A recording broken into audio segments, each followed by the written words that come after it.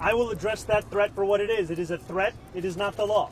And too often we treat everything that comes out of Donald Trump's mouth as if it is already legal just by virtue of who is saying it.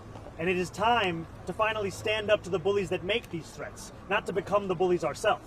And we've seen time and time again that the best way to respond to Donald Trump and to defeat these kinds of threats is to actually stand up and fight back. We know and have known for months that Donald Trump would favor Andrew Cuomo as the mayor.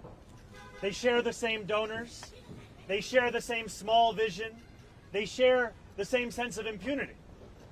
And yet in these final days, what was rumored, what was feared has become naked and unabashed. The MAGA movement's embrace of Andrew Cuomo is reflective of Donald Trump's understanding that this would be the best mayor for him. Not the best mayor for New York City, not the best mayor for New Yorkers, but the best mayor for Donald Trump as his administration. Shake off 100 years of bad policy. They went from one of the richest countries in the world to a ton of debt. And I think that with the bridge the U.S. is giving them.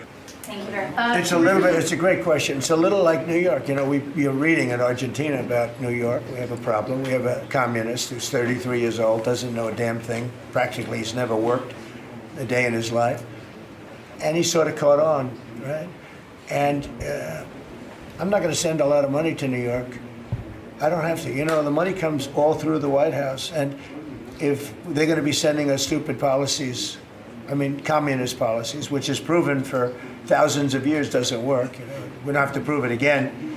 We're not going to ruin one of our great cities because we'll make that great. We will clean up the crime in about 30 days. Took 12 days to do Washington, D.C. Either have that, has everyone understood? Because I think you made a very important, profound statement. But if somebody's going to be a communist mayor of New York, it's a fluke if he gets in.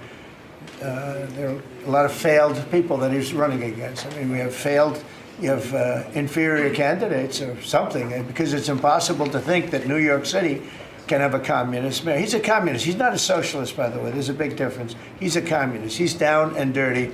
He's a communist. He hates police. He wants to get rid of all police. I mean, how can a policeman? He hates Jewish people, and yet he's got Jewish people supporting. He hates Jewish people. So it comes through the White House. The funding for New York and for every place comes through the White House. And I'm very generous, and I was always very generous with New York, even when you had opposition there, but I was always very generous.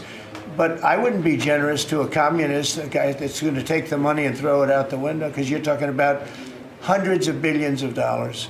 And we're not going to let somebody get into office and squander the taxpayer money from this country. We're not going to let it happen. Muy especialmente en este momento en el que I'm just going to put it out there. I voted for Zohran. I think he is definitely the best candidate. Really what I've been taking from this election is kind of, it almost feels like it's kind of like amplifying the divide that we feel. And I think that it's really speaking to the divisive culture of the fact that like the two parties that we have right now are really kind of breaking apart our country. I think in general, people, especially the youth, see this election not just as you know, who's going to lead New York, but who's going to lead the country in a sense.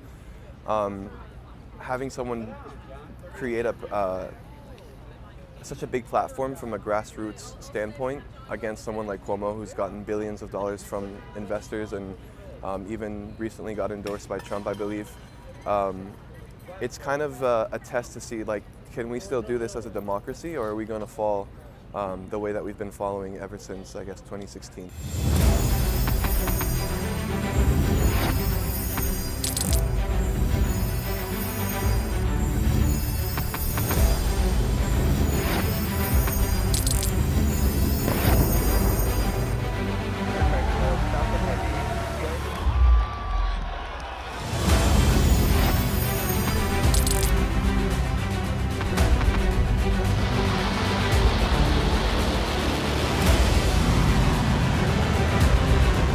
Been fighting so long and so hard that they don't know what the they're doing.